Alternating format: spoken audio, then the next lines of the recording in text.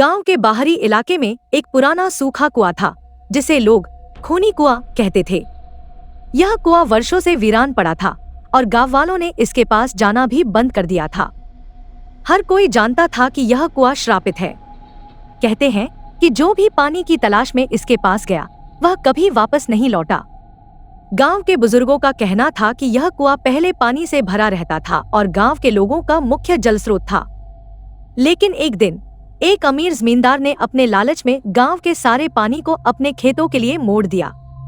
गुस्से और निराशा में गांव के एक पंडित ने जमींदार को श्राप दिया कि यह कुआं हमेशा के लिए सूख जाएगा और जो भी इसे अपने फायदे के लिए उपयोग करेगा वह इसकी गहराइयों में समा जाएगा। यह श्राप केवल एक कहानी नहीं थी। गांव वाले इसे पीढ़ी दर पीढ़ी सुनाते आए थे।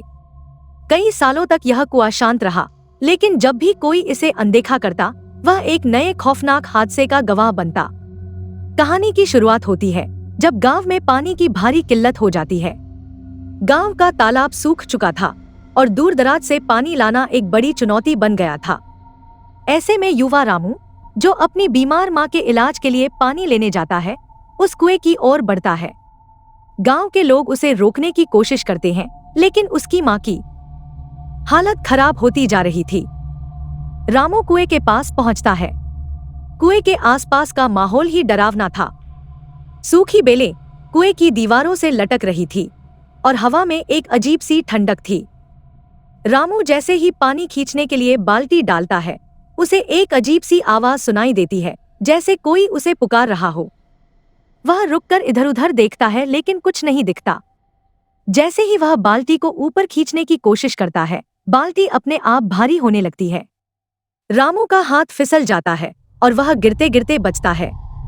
तभी कुएं से एक तेज झोंका आता है और रामू को अंदर खींच लेता है। उसकी चीखें सुनकर गांव के लोग वहां दौड़ते हैं, लेकिन तब तक बहुत देर हो चुकी होती है। रामू की मौत के बाद गांव के लोग दहशत में आ जाते हैं। कोई भी उस कुएं के पास जाने की हिम्मत नहीं करता। लेकिन पानी की समस्या बढ़ती जाती है। गांव का मुखिया रामदीन तय करता है कि वह इस रहस्य का समाधान करेगा। रामदीन गांव के सबसे बुजुर्ग पंडित गोवर्धन बाबा से मदद मांगता है। गोवर्धन बाबा इस कुएं की कहानी से अच्छी तरह वाकिफ थे। वह बताते हैं कि यह कुआं केवल श्रापित नहीं है, बल्कि इसमें एक आत्मा कैद है जो अपनी मौत का बदला ले रही है। आत्मा को शांत करने के लिए एक विशेष पूजा करनी होगी, लेकिन यह पूजा आसान नहीं थी।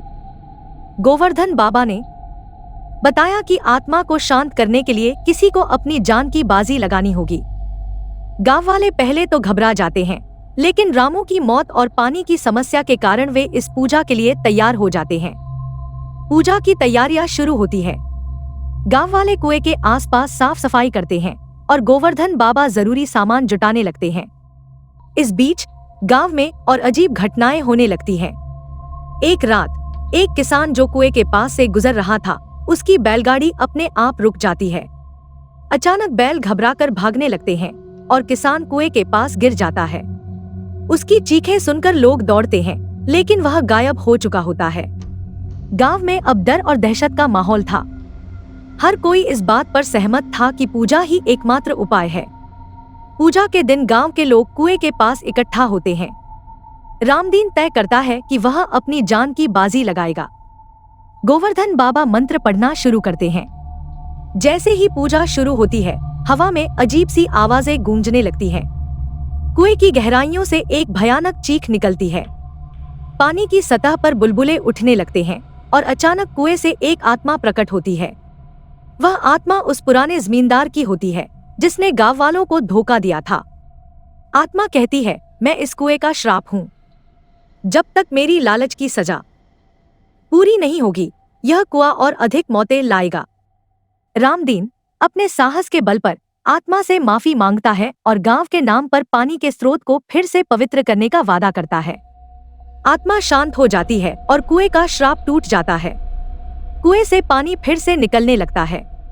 गांव के लोग खुशी से झूम उठते हैं। उन्होंने उस श्राप से एक सीख ली कि लालच और अनैतिकता से हमेशा विनाश होता है। अब वह कुआं जो कभी मौत का प्रतीक था, गांव के जीवन का स्रोत बन जाता है। इसके बाद गांव वालों ने उस कुएं को हमेशा पवित्र रखा और हर साल उसकी पूजा करने की परंपरा शुरू की। यह कहानी पीढ़ी दर पीढ़ी सुनाई जाती रही ताकि कोई भी लालच और अन्याय का रास्ता न चुने।